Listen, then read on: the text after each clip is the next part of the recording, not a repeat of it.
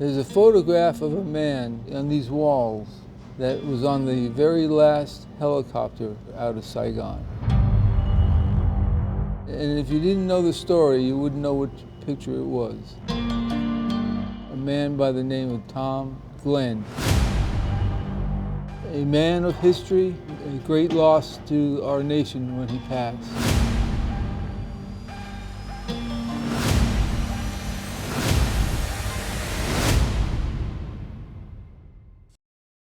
I first met Tom Glenn as a member of the American Legion Post 156.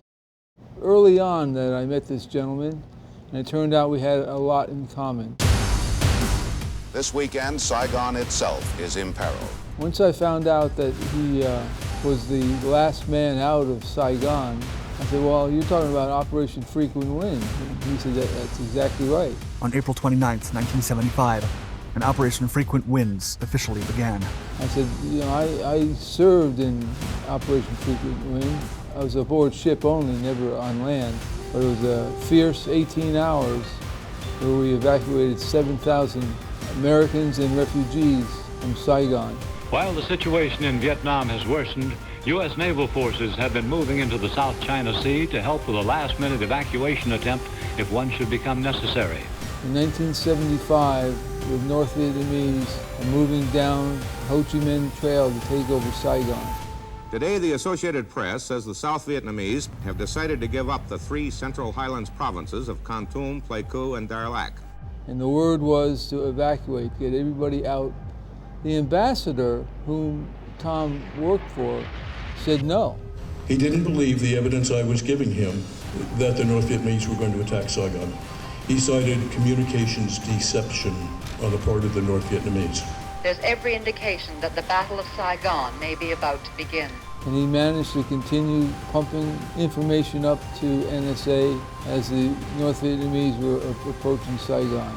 He and 2 others remained doing their work in a skiff, and that's where all the classified work is done, and that's what he ran for NSA. The president, at 10:50 p.m. Washington time, gave the order to evacuate by helicopter. The evacuation had begun. The evacuation was on. I telephoned the embassy and I said, the evacuation has been declared, get us out of here.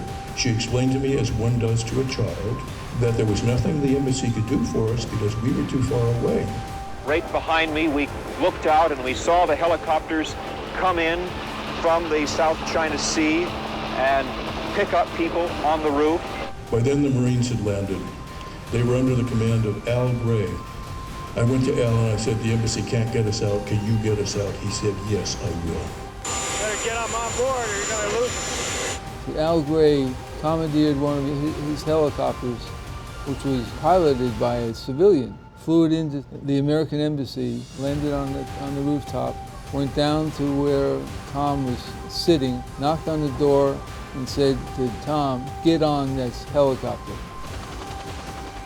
The war was finally over as the last chopper flew off. Tom was on the last helicopter out of Saigon.